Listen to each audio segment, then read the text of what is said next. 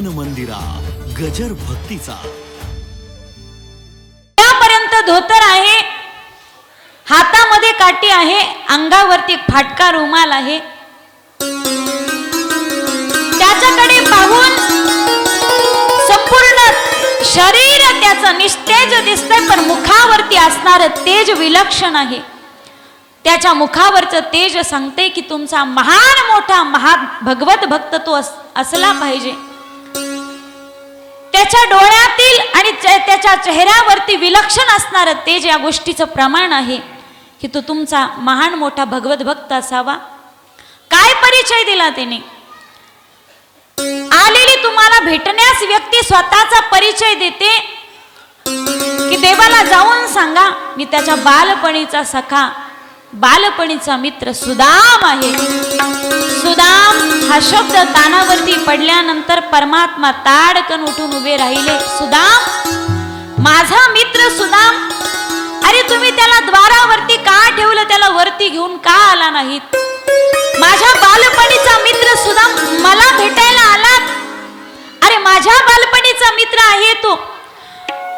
भगवान परमात्म्याचा मुकुट खाली पडला, धावू लागले खाली. पळत असताना अंगावरचा शेला गळून पडला.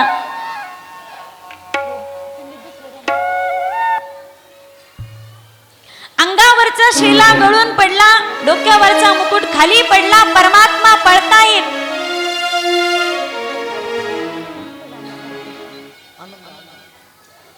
खरं तर राजाचे चालायचे नियम असतात की राजाने हळूहळू एक पायरी चढावी, एक पायरी उतरावी. पण परमात्मा आज आनंदाच्या भरामध्ये दोन दोन पायऱ्या एकाच वेळी उतरतात. भगवान परमात्म्याने पायामध्ये पादुकाही धारण केल्या नाही आणि परमात्मा आनंदात ज्यावेळी खाली खाली उतरतात त्यावेळी सगळ्या राण्या राजांच्याकडे देवाकडे पाहतात. आज प्रभू एकाच वेळी दोन दोन पायऱ्या उतरतात, झालंय काय? भगवंताच्या अंगावरती शेला दिसत नाही, डोक्यावरती मुकुट दिसत नाही, केस विस्कटलेत. चालत असताना परमात्मा आनंदाच्या वेगामध्ये एवढे पटापट चालतात की कधी पडतायत पुन्हा उठतायत. सुदाम कुठे? माझा मित्र सुदाम आलाय, माझा मित्र सुदाम आलाय.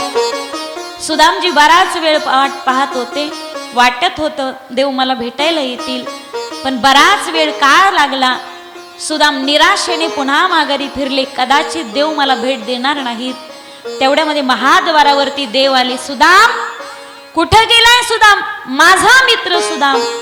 सुदामाला आवाज दिला. सुदामजी 10-5 पावलं चलत पुढे गेले. आवाज दिला दुरून, सुदाम.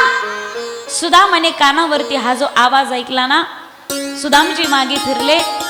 डोळे भरून ज्यावेळी माझ्यासाठी धावत आलाय तो परमात्मा, त्याला पाहिलं ना, सुदामजीचं अंतःकरण भरून आलं. सुदाम, का निघालास तू? तुझा विश्वास नव्हता माझ्यावरती मी भेटायला येईल? नाही देवा. परमात्मा धावत गेले, सुदामजीला मिठी मारली. सगळी प्रजा चर्चा करत होती, अरे कोण असेल ज्याच्यासाठी देव एवढ्या वेगाने धावतात आणि ज्याला कडकडून मिठी मारतात? त्यावेळी देव सगळ्याच्या प्रश्नाचं उत्तर देत होते. माझा सखा आला, माझा सखा जो जो भेटे सांगेत याला, जो जो भेटे सांगेत याला, माझा सखा आला, माझा सखा. देव सगळ्यांना सांगत होते हा माझ्या बालपणीचा मित्र. अरे सोबत आम्ही गुरुग्रही राहिलो, सोबत आम्ही विद्या अर्जन केली. आज किती वर्षांनी माझ्या मित्राची भेट होते.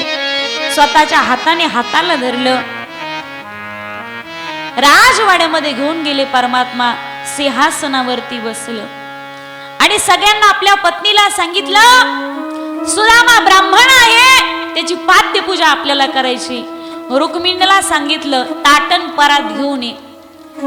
ज्यावेळी परमात्मा खाली बसले ना, सुदामजीच्याकडे पायाकडे पाहतात. सुदामा, माझ्या भेटीला येत असताना, रस्त्याने चालत असताना कित्येक काटे खडे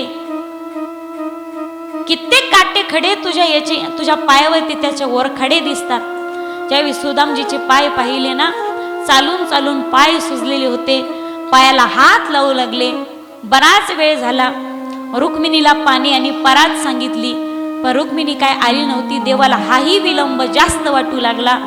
स्वतःच्या कर कमलामध्ये सुदामजीचे चरण कमल घेते. पायाकडे पाहिलं, सुदामजीची दशा पाहिली, परमात्मा ढस ढसून रडायला लागले.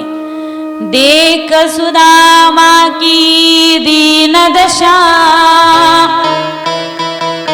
करुणा कर करुणा निधी रोय. पानी परात को छुए नहीं,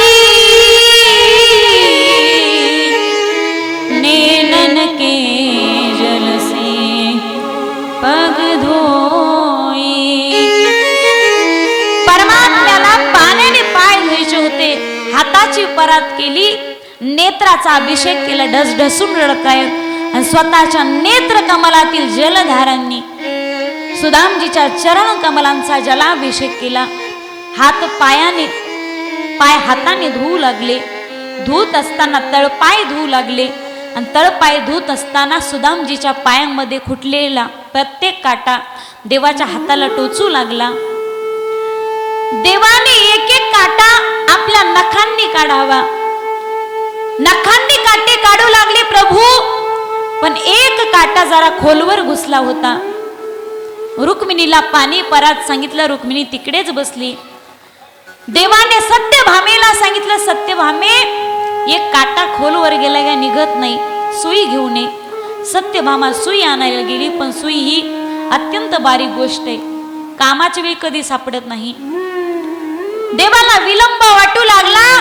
सुदामजीचे पाय आपल्या हातामध्ये घेतले, स्वतःचं मुख सुदामजीच्या पायाला लावलं आणि दातांनी तो काटा उपसला, जो काटा बोटांनी निघत नव्हता.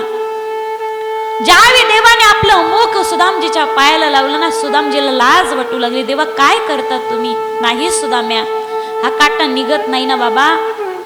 किती अवघड का असा काटा असू द्या, त्याला काढायचं काम सुई जरी नसेल तर मीच केलंय.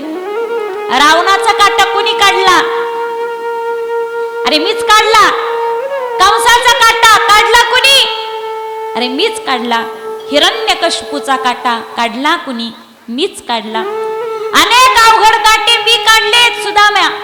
हा तर छोटा काटा होता, हा माझ्या मुखांनी निघत होता. काटे काढले, पाद्य पूजा केली. सगळ्यांना सांगितलं सुदामजीला आता अभ्यंग स्नान घालायचंय.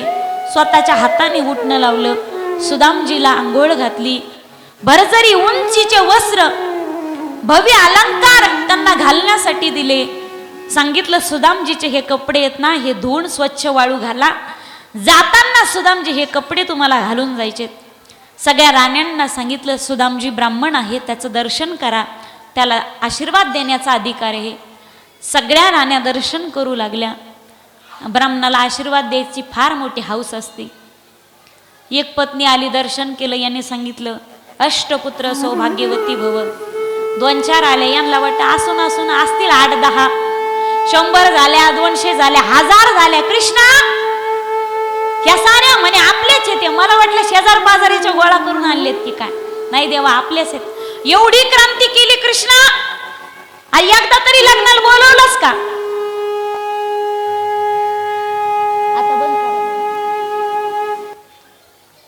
कृष्ण म्हणतात की देवा, अहो मी नाही लग्नाला बोलवलं, माझा एकही विवाह धड झाला नाही.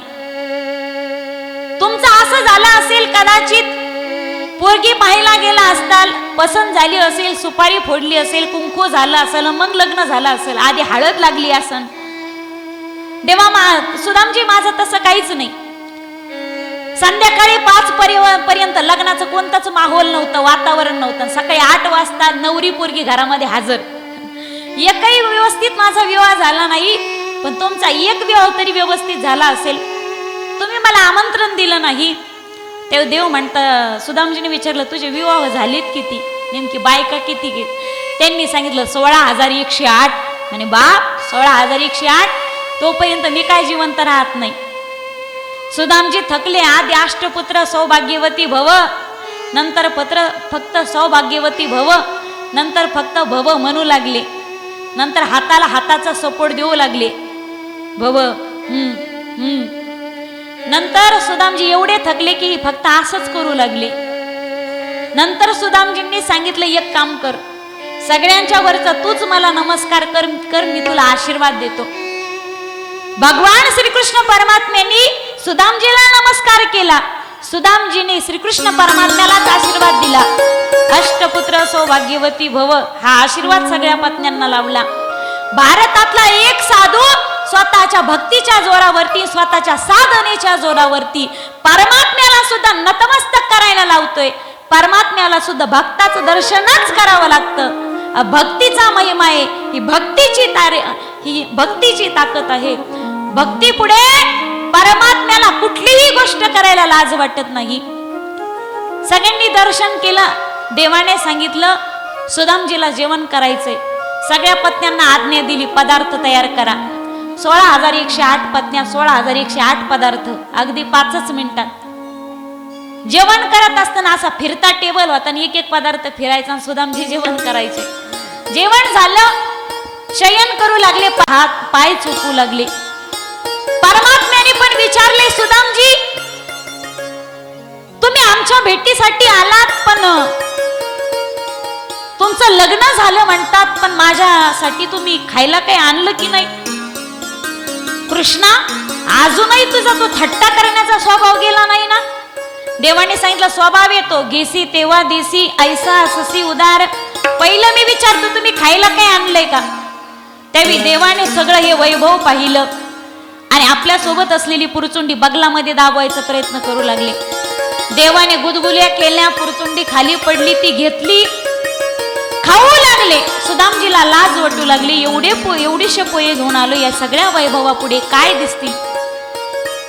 पुरचुंडी घेऊ लागले. काय याच्यामध्ये देवा? उघडू नको, उघडू नको, उघडू नको. पुरचुंडी खोलली आणि 4-5 प्रकारचे पोहे दिसू लागले. देवाचं अंतःकरण भरून आलं. सुदाम्या तुझ्याकडे माझ्या भेटीसाठी आणण्यासाठी एक प्रकारचे पोहे सुद्धा तुझ्या घरामध्ये निघू शकत नाही. काय तुझी अवस्था असेल? सुदामजी माझ्या वहिनीने दिले असतील ना हे पोहे? म्हणे हो. एक पोह्याचा गप्पाना घेतला, तोंडात टाकला. वा काय पोहे, काय प्रसाद आहे. अरे असले पोहे, असलं जेवण मी कधीच जेवलो नाही.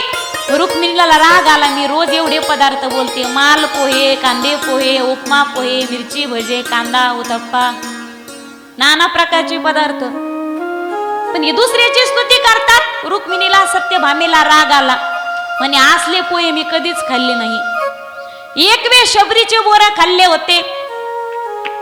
विदुरजींच्या घरी कन्या भक्षण केल्या होत्या. त्यानंतर या पोह्यामध्ये जी चव लागते ना, असं मला एवढी चव, एवढे गोड पोहे कधी लागलेच नाही.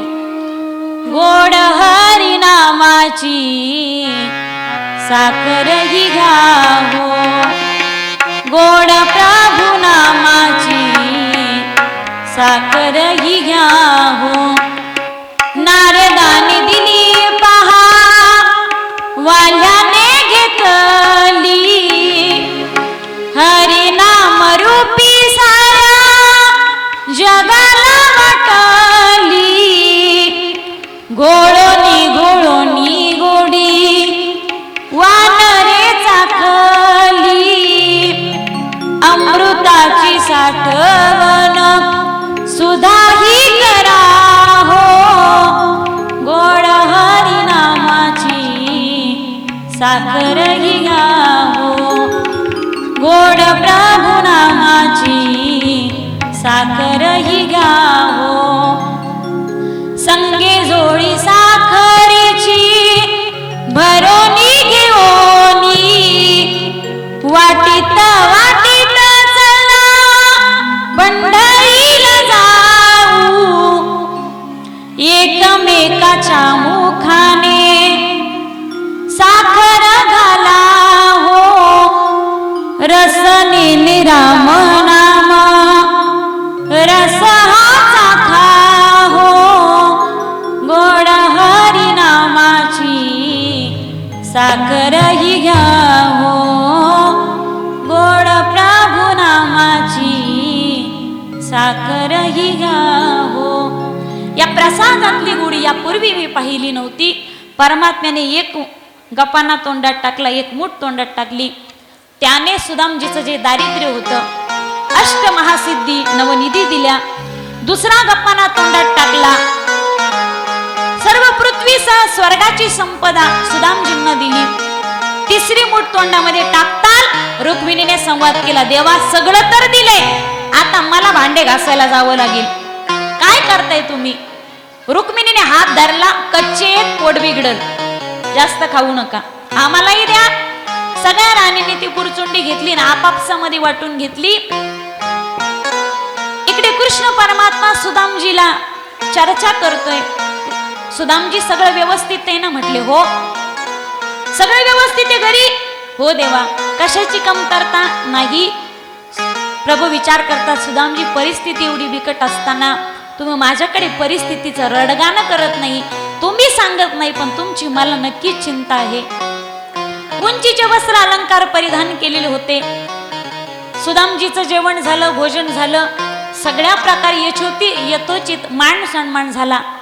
आज सुदामजीला आता घराची आठवण येऊ लागली. सुदामजी जायचंय, पण हे वस्त्र अलंकार काढून टाका, तुमचे कपडे धुवून स्वच्छ वाळवलेत, हे घालताना घालून जा. जाताना सुदामजी जर अंगावरती वस्त्र आणि अलंकार घेऊन गेले असतील तर प्रभू विचार करतात, पुढे निर्माण होणारा समाज म्हणेल की सुदामा देवाकडे काही मागितलं नाही, पण अंगावरती होतं तेवढं तर घेऊन गेला ना, लोकांनी दूषण देऊ नये म्हणून सुदामजीला प्रभू वस्त्र आणि अलंकार उतरवण्यास सांगतात. सुदामजीने आपले वस्त्र परिधान केले, आपल्या नगरामध्ये प्रवेश केला. जसं जाताना परमात्म्याने नावाड्याचं रूप धारण केलं, तसं परत पोहोचतानाही नावाड्याचं स्वरूप धारण केलं. पहिलं तीराला पोहोचवलं, नगरामध्ये गेले, पण ज्या ठिकाणी आपली झोपडी दिसत होती त्या ठिकाणी सोन्याचा महल दिसू लागला. सुदामजींना कळालं की रात्रीतून परमात्म्याने विश्वकर्म्याला आज्ञा दिली होती, माझ्या नगरीसारखी सुदाम नगरी बनली पाहिजे. मी फक्त एक मुठ पोहे परमात्म्याला दिले, मुष्टीभर पोह्यासाठी गाव सुवर्णाचा दिला गा. परमात्म्याने आजपर्यंत कोणाची भक्ती उधार ठेवली नाही. सुदामजीच्या चरित्राच्या नंतर ग्रहणकाळी कुरुक्षेत्रामध्ये भगवंताने 6 पुत्राचं दर्शन देवकीला घडून दिलं. सुभद्रा हरण झालं, त्यामध्ये शिवसंकट मोचन आहे. भास्मासुराची कथा आहे, भगवंताने मोहिनी अवतार धारण केला. त्यानंतर सरस्वतीच्या काठावरती श्रेष्ठ देव म्हणून भृगु ऋषींनी भगवान विष्णूची नियुक्ती केली. त्यामध्ये नंतर अर्जुनाचा द्वारकेमध्ये आगमन झालं. त्यामध्ये जो ब्राह्मणाचा बालक जो मेलेला होता, भगवान श्रीकृष्ण परमात्म्याने त्याला परत आणलं. भगवान परमात्म्याच्या निजधामाची आठवण यमांनी भगवंताला करून दिली. त्यामध्ये भगवंताची वेदांनी जी स्तुती केली, वेद अनंत बोलिला, अर्थ ही तुकाची साधिला, विठोबासी शरण जावे, वेदस्तुती आहे. कृष्ण रुक्मिणी संवाद आहे. यामध्ये 11वा स्कंद संपला. आता भगवंताला 12वा स्कंद चालू होणार. भगवंताला यादव संपायचे होते म्हणून पिंडारक क्षेत्रामध्ये अनेक ऋषी होते चातुर्मास करण्यासाठी. विश्वामित्र, कण्व, दुर्वास, नारद इत्यादी ऋषींच्या त्या ऋषी मंडळीमध्ये भगवान श्रीकृष्ण परमात्म्याचे पुत्र असणारे जे शिवांच्या प्रसादाने झालेले सांब, सगळ्या यादव मुलांनी सांबाला साडी नेसवली आणि ऋषी मुनींची परीक्षा घेण्यासाठी सांबाला मुलीचा वेश परिधान केला. आणि साधू ऋषींना विचारलंय की महाराज, आमची ही कन्या गर्भवती आहे, गर्भवती आहे, हिच्या उदरामध्ये बाळ वाढतंय, त्यावेळी जन्मास येणारा बालक मुलगा असेल की मुलगी असेल, तुम्ही त्रिकाल ज्ञानी आहात, आम्हाला सांगा. सगळ्या ऋषींनी पाहिलं. ऋषी म्हणतात की अरे, देवाचा कृष्णाचा पुत्र असून जर तुम्ही साधूची निंदा करत असाल तर आमचा शाप असेल. याच्या पोटातून मुसळ बाहेर येईल जो तुमच्या यादव कुळाचा नाश करणार असेल. पोरं भयभीत झाले, बाजूला आले, साडी सोडली, साडीतून दणकन मुसळ खाली पडलं. उग्रसेन महाराजांना विचारलं, त्यांनी सांगितलं याचं चूर्ण करा, पीठ करा, याला कुटा. समुद्रामध्ये फेकून दिलं. समुद्राच्या लाटांनी ते बाजूला आलं. त्याच्यापासून येडका नावाचं गवत उगालं. मध्ये छोटासा जो भाग राहिला होता तो समुद्रामध्ये फेकून दिला. तो एका मासुळीने गिळला. ते मासुळ एका कोळ्याने पकडली. तिच्या पोटामध्ये तो बाणाचा गोळा निघाला. तो गोळा निघाला. तो गोळा पारध्याने बाणाच्या टोकावरती धारण केला, कारण त्याने शरसंधान केलं तर अचूक होतं. मग इथून यादव कुळाचा कसा नाश झाला? एक साधूचा शाप फक्त प्राप्त झाला. यादवांना शाप प्राप्त झालेला होता. वसुदेवजी महाराज चिंताभंग झाले. त्यावेळी नारदांनी त्यांना नवयोगेश्वराचा संवाद सांगितला. सगळे यादव उन्मत्त होऊन मदिरा पिले, आपसामध्ये भांडण करू लागले. प्रभास क्षेत्रामध्ये त्यांच्यामध्ये मारामारी चालू झाली. युद्ध करू लागले. त्यावेळी त्यांनी ते येडका नावाचं गवत उपटून एकमेकाला हाना मारायला सुरुवात केली. ज्यावेळी आपसामध्ये भांडण करू लागले, हातात घेत असताना ते गवत असायचं, पण एकमेकांवरती वार करत असताना त्याचे शस्त्र बनू लागले. त्याच्या तलवारी बनू लागल्या आणि याच मध्ये यादवांचा नाश झाला. पुढे यदू आणि अवधूताचा संवाद आहे. त्यामध्ये दत्तात्रेयांचे जे 24 गुरु आहे त्या 24 गुरुचं वर्णन आहे. त्यानंतर इहलोक आणि परलोकाच्या भुगाच्या आसक्तीचं वर्णन आहे. 12व्या स्कंदाला प्रारंभ झाला आणि 12व्या स्कंदामध्ये आता भगवंताचं जे वय होतं, भगवान परमात्मा 125 वर्ष जगले, 125 वर्ष. त्यातले 11 वर्षे 56 दिवस गोकुळामध्ये, 14 वर्ष मथुरेमध्ये, 100 वर्ष द्वारिकेमध्ये. 12व्या स्कंदाला आश्रय लीला म्हटले. यामध्ये 13 अध्याय आहे. त्यामध्ये कलियुगाचं वर्णन आहे. कलियुगातले राजे कसे असतील, कलियुगातला धर्म कसा असेल. कलियुगातले राजे प्रजेचे रक्त शोषण करतील, खुर्चीसाठी भांडतील, खुर्चीसाठी उतावीळ होतील, एकमेकाला खुर्च्या फेकून मारतील. कलियुगातले लोक कसे असतील, सत्तेसाठी मारामारी करतील. सत्ययुगामध्ये सत्य, दया, तप आणि दान हे धर्माचे 4 पाय होते. एकेका युगाने एक एक पाय घालवलेत. धर्माला चतुष्पाद म्हटले. त्रेतायुगातले लोक कर्मकांडी होते, तपस्या यामध्ये निष्ठा मानणारे होते. द्वापर युगामध्ये अधर्माच्या मध्ये हिंसा वाढू लागली, द्वेष वाढू लागला. आणि कलियुगामध्ये लोक लोभी झाले, फक्त एकाच पायावरती धर्म टिकून. कलियुगातली लोक लोभी होतील, दुराचारी होतील, कठोर हृदयाचे होतील, एकमेकाशी वैर करतील, भाग्यहीन होतील, आशाळभूत होतील, खोटेपणा, कपट आणि आळस, दगाबाजी यामध्ये निष्णात होतील. तमोगुणी लोकांची कलियुगामध्ये संख्या वाढणार आहे. लोकांची दृष्टी संकुचित होतील, स्त्रिया स्वैर होतील, चोरी आणि लुटारूंची संख्या वाढेल. लोक पाखंडी होतील, वेदांना नावं ठेवतील, ब्राह्मणांना नावं ठेवतील, धर्माला नावं ठेवतील. राजे लोक प्रजेचं शोषण करतील. ब्रह्मचारी ब्रह्मचार्याचं पालन. कलियुगाचे दादा ऐकावी थोरी, पित्र तो होईल पित्याचा वैरी. भ्रातार सोडून घरोघरी हिंडतील नारी. ही कलियुगाचं महिमान आहे. ऐका कलियुगाचे महिमान. असत्यासी रजले जन, पापा देती अनुभोगन, करती हेळन संताची. कलियुगाचे धर्म सांगितले, कलियुगातील अधर्म सांगितला. कलियुगामध्ये लोकांचं दिसणं पिशाच्या सारखं असेल. आज पहा लोक एवढे भेसूर राहतात, भूतासारखे दिसतात. आज मेकअपला खूप प्राधान्य. आपल्याकडे ती प्रथा नाही, पण लोकांची केस रचना, लोकांची देह रचना ही पिशाच्या सारखी असेल. कलियुगाचं वर्णन करून मार्कंडेय ऋषीला 4 प्रलय लीला दाखवली. यामध्ये नित्य, नैमित्तिक, प्राकृतिक आणि आत्यंतिक. शेवटी ग्रंथाच्या शेवटी शुकाचार्य राजा परीक्षितीला प्रश्न विचारतात. जो प्रत्येक डॉक्टर प्रत्येक रोग्यावरती उपचार केल्यानंतर त्यांना विचारतात की आता तुम्हाला कसं वाटते. शुकाचार्य राजा परीक्षितीला विचारतात की 7 दिवस तू कथा श्रवण केली, पण तुला शापाची आठवण आहे का? तुझा शाप पूर्ण होण्यासाठी आता 7वा दिवस उजाडला, तुला असा शाप आहे की 7व्या दिवशी तुला तक्षक सर्पदंश करेल. आता तुझी काय प्रतिक्रिया? तू 7 दिवसापर्यंत ही कथा श्रवण केली. त्यावेळी शुकाचार्यांना राजा परीक्षिती सांगतात की महाराज, 7 दिवसापर्यंत मी जे कथा अमृत सेवन केले ना, त्याने मी अमर झालोय. आता माझ्या मनामध्ये आत्म्यामध्ये मरणाची भीती राहिली नाही. खरं तर आत्मा हा मुक्त आहे, नित्य शुद्ध बुद्ध मुक्त. त्याला साप दंश करील तो कसा. नयनम छिन्नंती शास्त्रानी नयनम दहती पावका नचयनम क्लेदयंत्या पुनः शोषयती मारुतः. ज्याला अग्नी जाळू शकत नाही, ज्याला शस्त्र मारू शकत नाही, ज्याला कोणी नष्टच करू शकत नाही, तो माझा आत्मा तर अमर आहे ना. मी मरतोय, मला याची भीती वाटत नाही. मर नाही आधी राहिलो मरोनी.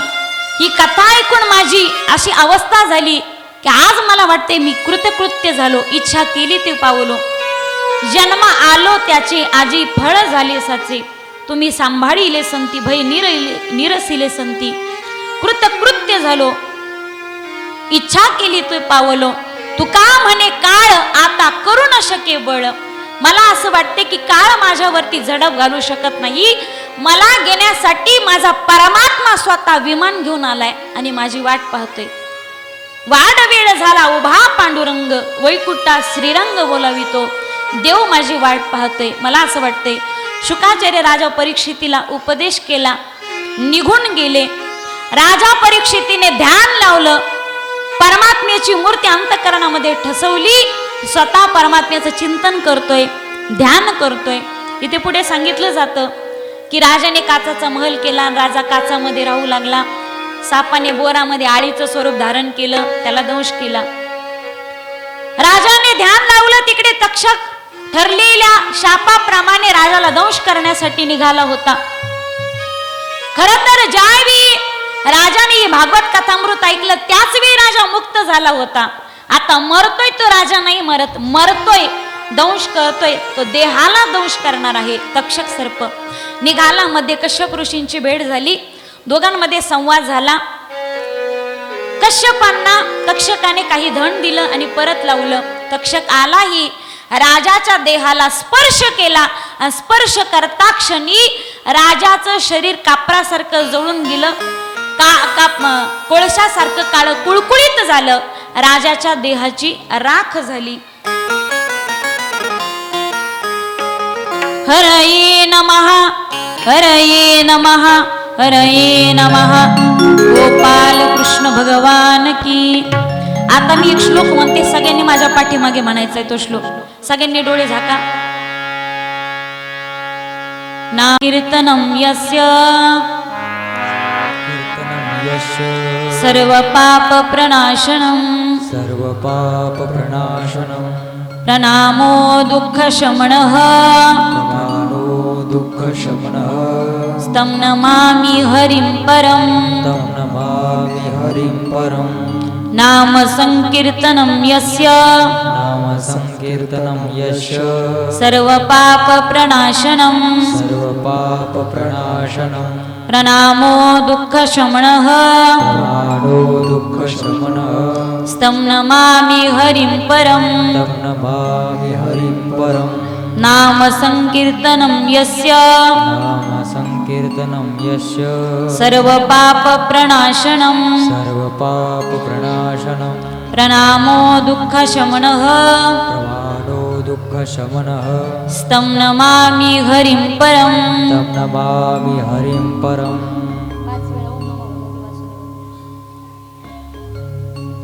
ओम नमो भगवते वासुदेवाय.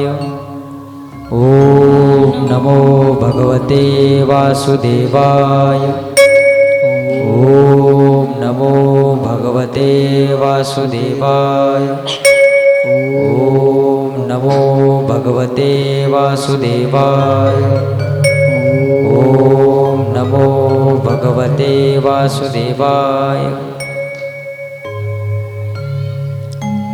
12 स्कंद असलेल्या श्रीमद भागवत कथेचे 335 अध्याय आहेत. 18,000 श्लोक आहेत आणि प्रत्येक अध्यायामध्ये वेगवेगळी लीला सांगितली. वेगवेगळ्या लीलांचं एक एक स्कंद प्रतिपादित करत 12व्या स्कंदापर्यंत या श्रीमद भागवत कथेची रचना आहे. 335 अध्याय आहेत, 18,000 श्लोक आहेत. भगवान परमात्म्याची वाङ्मयीन प्रतिमूर्ती ज्या भागवताला म्हणलं, ग्रंथ नव्हे हा श्रीकृष्ण. भगवान परमात्म्याने आपलं तेज ओतप्रोत ज्यामध्ये अर्पित केलं. साक्षात परमात्मा श्रीहरी वाङ्मयी स्वरूपाने या ग्रंथाच्या स्वरूपाने आपल्या समोर हजर आहे.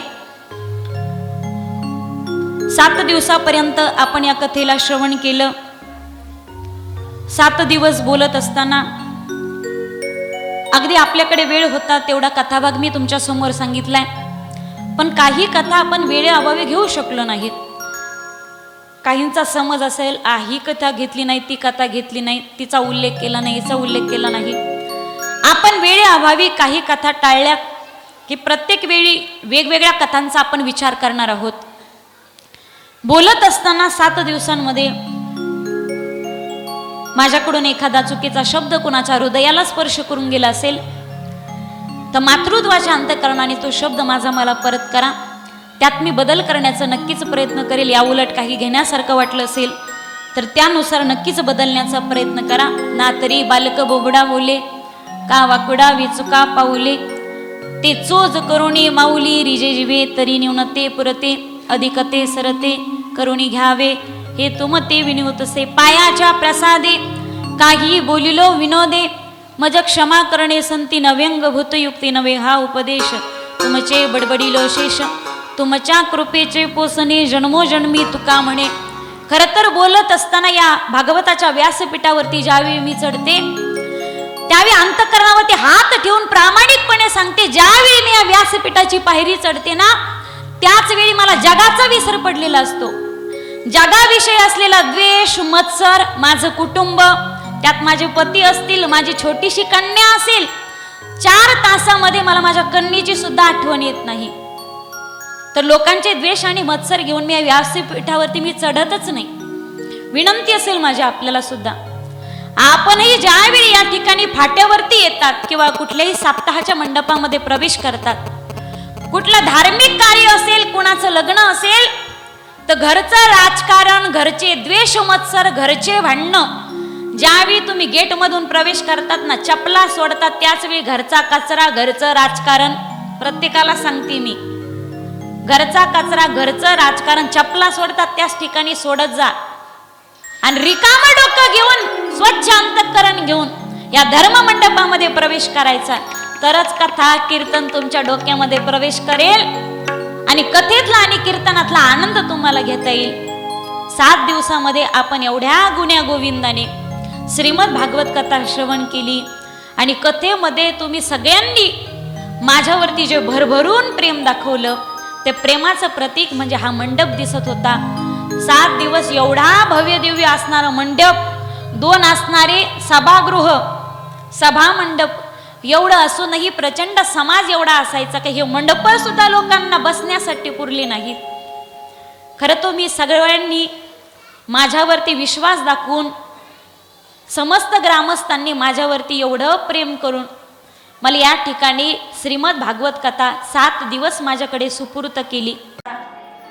7 दिवस आणि हे 7 दिवसाचं एवढं मोठं नियोजन करण्यासाठी खरं तर एवढ्या भव्य दिव्य स्वरूपामध्ये हा कार्यक्रम असताना प्रत्येक दिवशीचा व्याप, एवढी मोठी कथा पार पाडायची, रात्रीचं कीर्तन पार पाडायचं, एका दिवशी 2-2 लग्न व्हावे, एवढं मोठं आपलं सुख घ्यायचं असेल, तुम्हाला वैयक्तिक स्वतःच्या काही गोष्टी असतील, वैयक्तिक स्वतःचे काही वादविवाद असतील, वैयक्तिक तुमचे कोणाविषयी द्वेष मत्सर असतील, हे तुम्हाला बाजूला ठेवावे लागतील. तरच त्या कार्यक्रमातील आनंद प्रत्येकाला घेता येत असतो. या कथेला एवढं स्वरूप ज्यांनी दिलं, त्याचप्रमाणे पंचक्रोशीतील आणि महाराष्ट्रातील सर्वच कीर्तनकार असतील, प्रवचनकार असतील, कथाकार असतील, गायक असतील, आपल्या परिसरातील सर्व गायक असतील, यांनी 7 दिवसांत मन मंदिरा गजर भक्तीचा